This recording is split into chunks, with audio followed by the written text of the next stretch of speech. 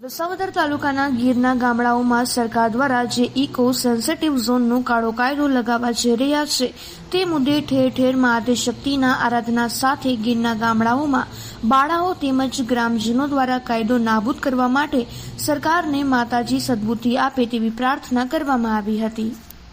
માની લો કે તમારો ધોવાણ થઈ ગયું, પારો તૂટી ગયો વરસાદમાં, અને ઈ પારામાં તમારે 2 ગુંડા ધૂળ નાખવી છે તો ફોરેસ્ટની મંજૂરી લેવી પડશે।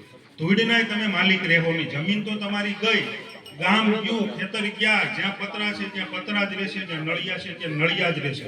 જિંદગીમાં ક્યારેય ત્યાં સ્લેબ નહીં ભરી હોય। એટલે આવા ખૂબ અઘરા કાયદાઓ નાખ્યા છે। સૂર્યોદયથી સૂર્યાસ્તના કાયદા છે। રાત્રે વાડીએ જવું હોય છે તો હાલીને જઈ શકશો, બાઇક લઈને નહીં જઈ શકો, મોટરસાયકલ નહીં જાય। તમારી વાડીએ 6 વાગ્યા પછી કોઈ મહેમાન હશે તો તમને દંડ લાગશે।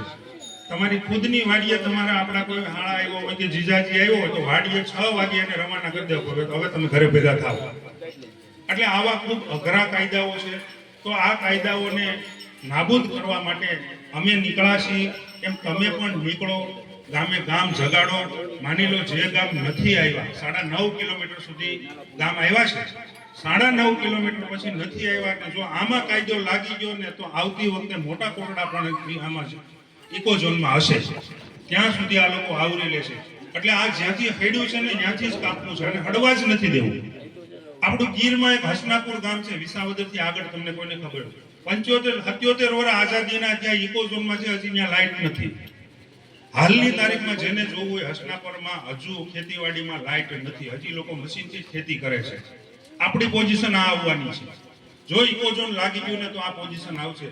માટે બધાને હાથ જોડી વિનંતી છે કે બધા નીકળો, જેટલો બને એટલો પ્રચાર કરો, જેટલા બને એટલા। ઘણી બધી વેબસાઇટો છે એની ઉપર વિરોધ કરી શકો છો, કે ગામ લોકો વિરોધ કરી શકે છે, બીજાને જગાડી શકે, તો આમાં જગાડવાનો પ્રયાસ કરવાનો છે। 196 ગામ જો રોડ ઉપર આવી જશે ને તો આના બાપને પાછું વળવું પડશે। એટલે નીકળવાની જરૂર છે, તો નીકળો। તમને આગ્રહ કરીએ છીએ કે આવો, આ સરકારની સામે આપણે એક આંદોલન કહીએ તો આંદોલનને અરજી કહીએ તો અરજી, આજીજી કહીએ તો આજીજી સરકાર સામે કરી અને ઇકો ઝોનને રોકી અંબે માત કી જાય।